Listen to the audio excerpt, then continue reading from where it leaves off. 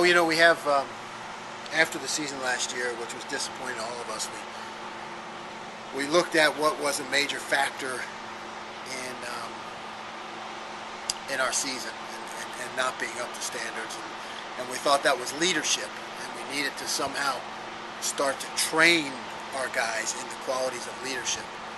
Fortunately for us, we have a faculty advisor, professor of naval science, Lieutenant Colonel Jerry Rizzo, who's really an expert in developing leaders. So he and I began to talk. We put in a leadership council, and at the same time, we needed to raise our standards of excellence across the program. How our locker room looks, how our building looks, how our players dress, how they carry themselves on campus, all those things. To go from having a culture of entitlement more to having a culture of responsibility. And one of the ways we decided to do that, Lieutenant Colonel Rizzo and I, was to to start doing the morning drills, which we've done in the past. When I first got here, we did this, but we had gotten away from it the past few years, to have the morning drills. Started at 6 in the spring, in the winter, ended up at 5:30, circuit training, and we called them standards of excellence because every single drill had its own particular parameters, and finish past this cone, don't put your hands on your hip. And it was teaching our guys how to finish a drill, to go from one play to the next and do it right.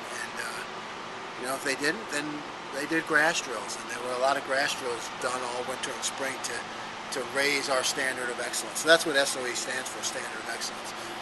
And a lot of teams use them. Like I said, we used them a couple years ago. We put a name on it to show our players that we're not out there on the field at 5:30 in the morning just to make life hard on them.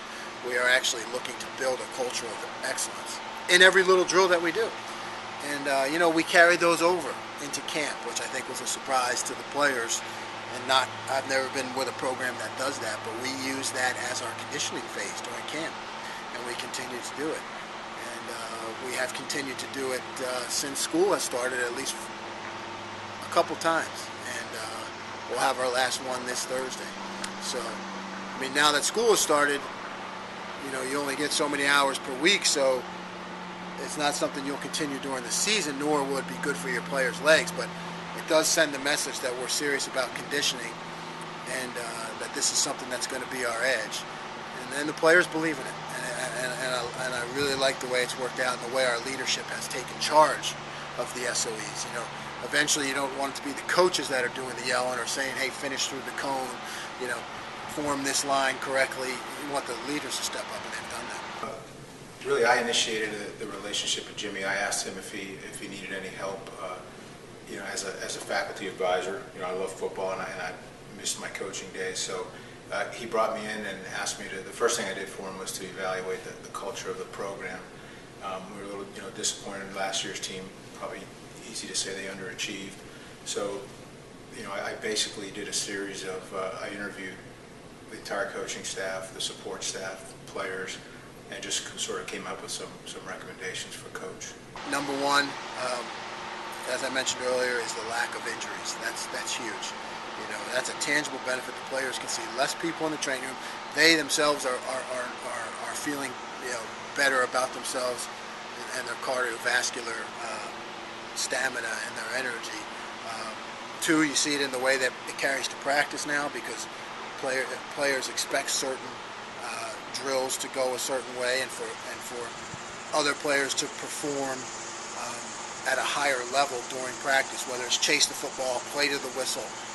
All those things carry over from SOEs, and so does our locker room. So does the way that our leadership council is mentoring the freshmen.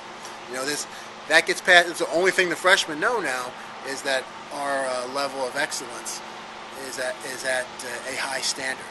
That's all the freshmen know. So it's definitely a way for us to, for this senior class and upperclassmen to, leave a mark on the program with these freshmen, because that's all they know. We needed to become tougher as a team. We needed to become more unified, a little less selfish at times in certain areas. Things that the core values that we have on the team that we talk about, commitment, pride, toughness, and unity, just needed to be reinvigorated and strengthened.